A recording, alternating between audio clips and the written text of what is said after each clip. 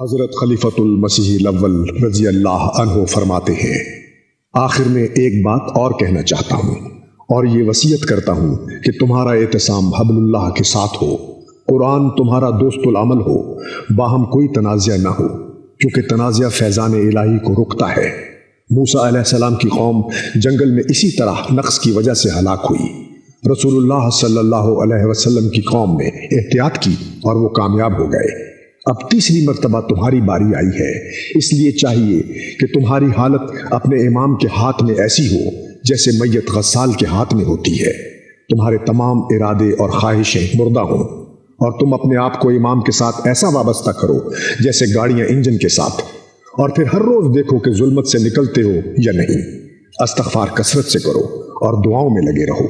وحدت کو ہاتھ سے نہ دو، دوسرے کے ساتھ نیکی اور خوش معاملگی میں کوتاہی نہ کرو۔ 1300 برس کے بعد یہ زمانہ ملا ہے اور آئندہ یہ زمانہ قیامت تک نہیں آ سکتا۔ بس اس نعمت کا شکر کرنے پر ازدیاد نعمت ہوتا ہے۔ لَإِن شَكَرْتُمْ لَأَزِيدَنَّكُمْ، لیکن جو شکر نہیں کرتا وہ یاد رکھے ان عذابی لشدید۔